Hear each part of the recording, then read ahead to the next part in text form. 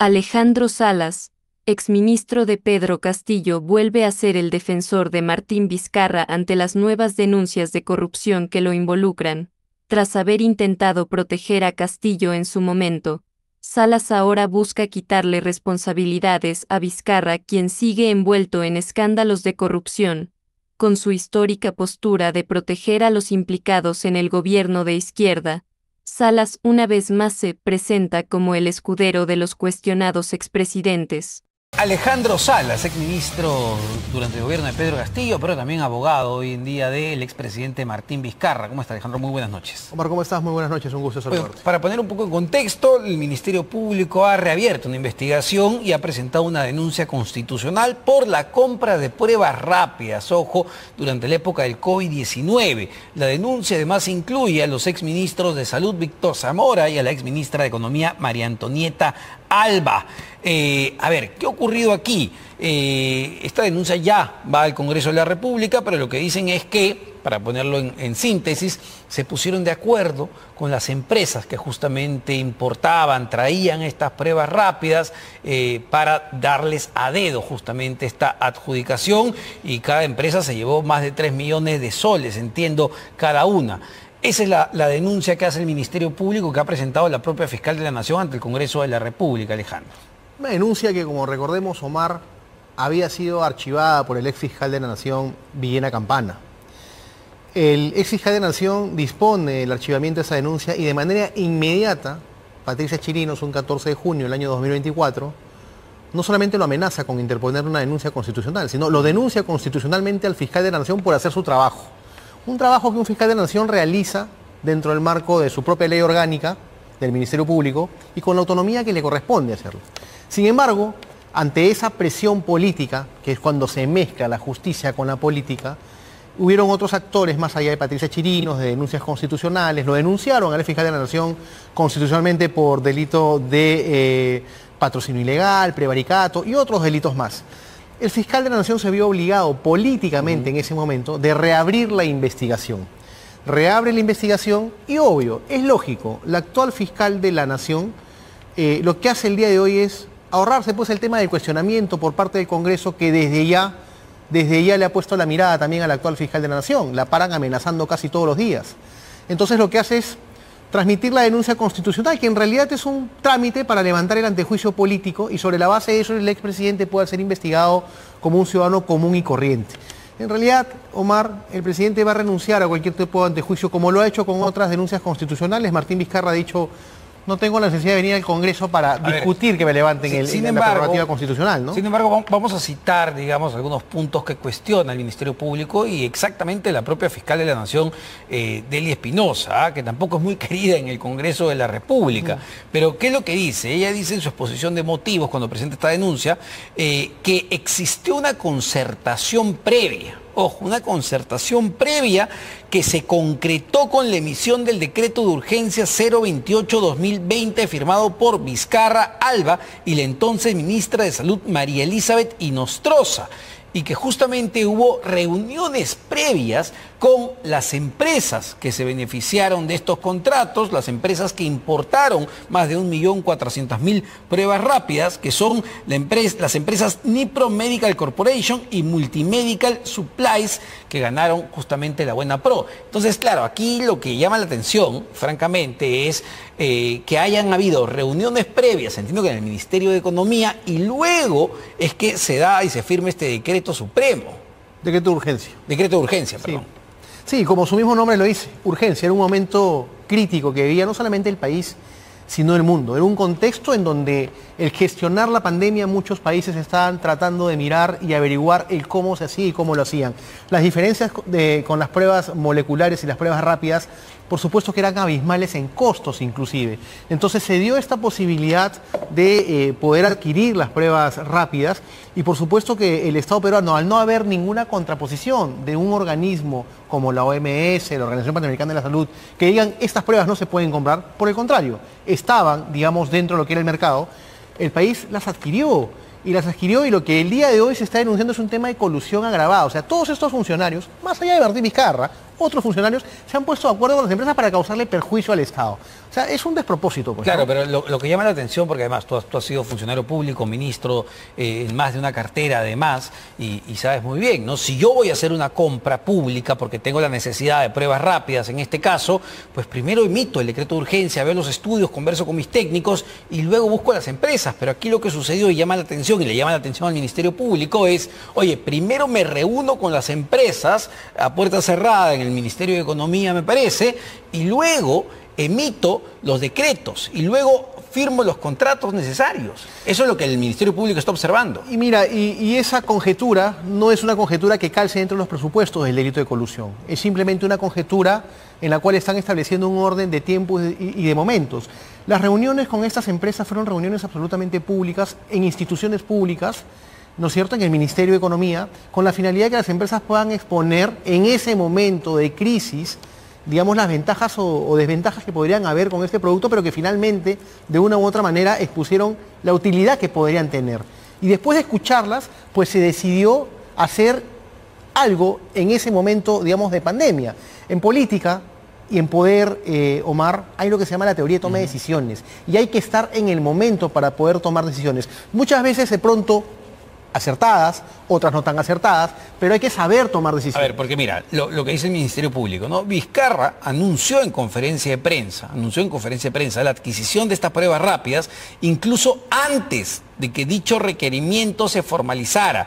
Para la Fiscalía, este hecho resulta indicativo de una planificación previa que comprometería penalmente a los investigados. Es decir, claro, ya se había coordinado todo, ya se sabía a quién se iba a beneficiar con las pruebas rápidas para el Ministerio Público.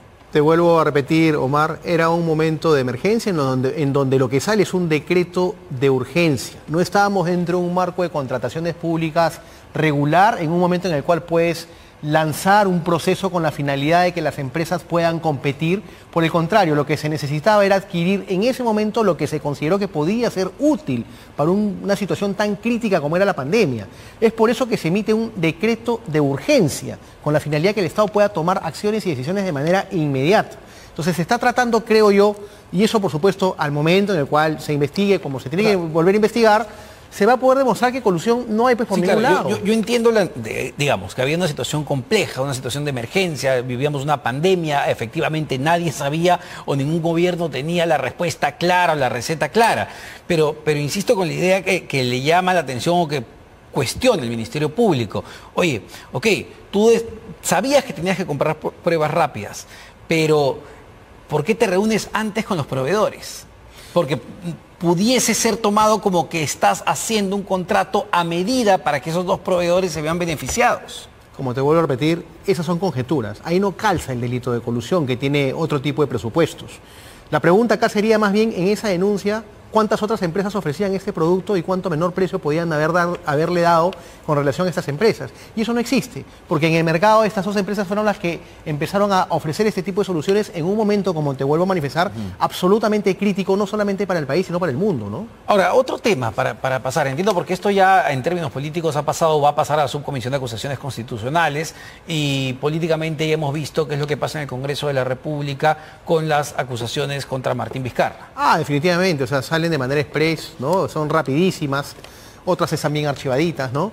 De otras personas y otros personajes. Contra el tema de Martín Vizcarra es un tema específico y especial. O sea, ya asumen perdido esto en el Congreso. Mira, lo que pasa es que una denuncia constitucional no es que tú seas responsable, es un antejuicio para que se te pueda investigar como un ciudadano común y corriente. Y Martín Vizcarra lo que va a hacer es renunciar seguramente a ese antejuicio, como lo ha hecho con otras denuncias constitucionales, para someterse a cualquier tipo de investigación. Así que más bien que lo hagan todo rápido, ¿no? En realidad lo que se quiere, digamos, es ese show en el Congreso, bueno. Es decir, esto sirve para que el Ministerio Público avance con la investigación sobre la supuesta colusión para la compra de pruebas rápidas. Correcto, así es, ¿no? Así es, porque él tiene la prerrogativa, digamos, de haber sido expresidente, ¿no? Que la tiene por 5 años de acuerdo a la Constitución, y mientras que eso esté, se tiene que levantar el antejuicio. Ahora, ¿no?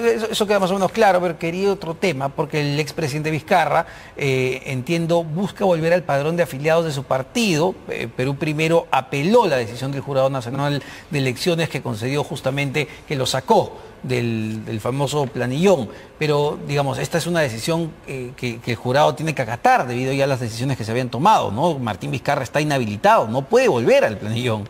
A ver, no hay ninguna sola ley en el Perú que te diga eso. Ninguna. Ninguna. Lo que está inhabilitado. Mira, pero está inhabilitado, pero esa inhabilitación aún ni siquiera está consentida. Él la ha judicializado. Hay 2 causas en el Tribunal Constitucional que las está litigando.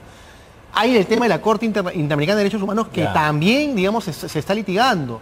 Entonces, ante esa situación, lo que se hace es sacarlo del padrón en una situación absolutamente inédita, ¿no? Tomando como fundamento 2 considerandos o 2 partes, digamos, de motivación de una resolución del Tribunal Constitucional. Ninguna de esas motivaciones ha servido para que el Congreso pueda hacer una ley sobre ello. Claro, pero Alejandro, tan está inhabilitado Martín Vizcarra que no pudo ejercer como congresista de la República en este Parlamento. Entonces, en la práctica tiene tantas inhabilitaciones que tampoco puede ser candidato. Pues. Pero no pudo ejercer justamente por un tema político, por un tema abusivo, por un tema que no va ligado a un debido proceso, que no va ligado a un Estado de Derecho. O sea, lo que estamos viendo con Martín Vizcarra es un claro campo de persecución política, Omar.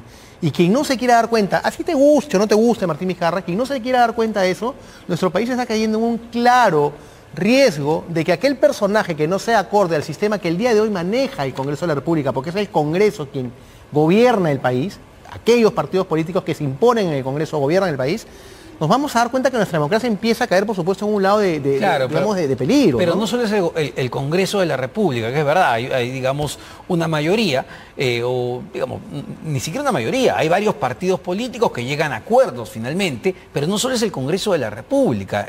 Vizcarra ha ido al Poder Judicial y el Poder Judicial no le ha dado la razón, al punto de que no pudo ejercer nunca como parlamentario. Y algún juez que le dé la razón a Martín Vizcarra lo van a denunciar por prevaricato, pues. Ese es cuando la política se mete en la justicia. Ya claro, pero hablando en términos técnicos, no podría volver al padrón, no, está inhabilitado, no debería volver al padrón. No, esa es una interpretación absolutamente incorrecta y abusiva. La participación política, el principio de participación política, el derecho de un ciudadano de participar en política es un derecho humano, es un derecho fundamental protegido por la Constitución, regulado en el artículo 44 del Código Procesal Constitucional como una materia que puede ser sujeta a un amparo. Pero ¿qué les va a decir el presidente del Jurado Nacional de Elecciones? Le va a decir, oigan, yo lo que estoy haciendo es cumplir un mandato judicial que dice que pues el señor Martín Vizcarra está inhabilitado y no puede participar o ser candidato a la presidencia. Lo que el presidente del Jurado Nacional de Elecciones podría decir es, estoy haciéndole caso a 2 aspectos considerativos de una resolución del Tribunal Constitucional que nunca se hizo ley y que no puedo actuar de otra manera como el Congreso quiere. Ya, pues, pero ¿no? ¿para qué buscarían, a ver, en términos prácticos, para qué buscarían que el nombre de Martín Vizcarra pueda volver a estar en el padrón electoral? Que se mueren de miedo de que Martín Vizcarra pueda ser candidato. Eso es lo que está pasando en el país. Pero a lo que voy, vuelve al padrón electoral. Él no podría ejercer de presidente si ganara porque está inhabilitado. Mira, vuelve al padrón electoral, se le restituye un derecho constitucional y en el resto de derechos que han sido vulnerados y han sido atropellados, dentro de ellos justamente el campo de la inhabilitación, aplicando el principio de participación política, una inhabilitación que no tiene ninguna sola sentencia a nivel penal. Y que eso lo va a ver seguramente la Corte Interamericana de Derechos Humanos y va a tener que disponer que el Estado peruano acate la participación de Martín Vizcarra. Claro, ustedes ya han ido a la Corte Interamericana. Estamos, por supuesto, estamos ahí. Pero en este momento todavía no hay ninguna decisión favorable en las instancias locales, el Poder Judicial o el Tribunal Constitucional a favor de Martín Vizcarra. Por tanto, sigue inhabilitado y por tanto, si entra al padrón, sería un engañamuchachos para la población porque no va a ejercer de presidente. Así ganara. No, porque son derechos que si bien es cierto pueden enlazarse, son distintos. Él tiene el derecho de participar en la vida política y de pertenecer a un partido político. Si postula o no, es otro derecho. ¿Okay? Pero él está defendiendo un derecho que ha sido vulnerado, que es el derecho de poder pertenecer y hacer vida política. Eso creo que no lo vemos ni en Afganistán que te hagan eso, ¿no? Pero sin embargo aquí en el Perú sí se permite ese tipo de situaciones. Sí, ¿no? claro, pero decir o que salga en el padrón, pese a que él no va a poder ser presidente porque está inhabilitado, no es engañar a los electores. ¿Cuántas personas están afiliadas a un partido político, salen en un padrón en el ROP y no participan, digamos, para poder solicitar el voto del electorado y ser electos para algún cargo público? Es la vocación de un ciudadano de querer participar y poder, digamos, de una u otra manera enlazarse en un partido político con el cual comparte ideas, ¿no? Alejandro, entiendo que el expresidente se va a presentar el próximo miércoles en el Congreso de la República. El Congreso de la República lo ha citado para su tercera inhabilitación, supuestamente por haber disuelto mal el Congreso según ellos, cuando una sentencia del Tribunal Constitucional, ahí sí no le hacen caso a la sentencia del Tribunal Constitucional, ¿no? convalidó la disolución del Congreso. Lo han citado y efectivamente, si el Congreso lo quiere ahí, él va a ir. Ojalá que los congresistas ocupen sus escaños y no se escondan a través de una computadora, no se escondan a través de un voto virtual. Ojalá que esos 130 escaños estén vigentes y estén presentes. ¿Por qué? ¿Porque va a ser una proclama política, Martín No, Vizcarra? porque va a ir a defenderse. Quieren que se defienda, va a ir a defenderse. Eso va a ser, va a ir a defenderse. ¿Va a ser una especie de meeting en el Parlamento? No, va a ir a defenderse. Lo querían ahí, va a ir a defenderse. Ahora, me decías que están en eso de presentarse en la Corte Interamericana, es decir, todavía no han ido a la Corte Interamericana. No, estamos con todos los trámites ya avanzados. Lo que pasa es que es parte de la estrategia legal, no puedo de una u otra manera dilucidarla de manera más amplia, pero estamos muy avanzados en el tema. Perfecto, muchísimas gracias Alejandro Salas, abogado del expresidente Martín Vizcarra, exministro durante el gobierno de Pedro Castillo. Vamos a una pausa.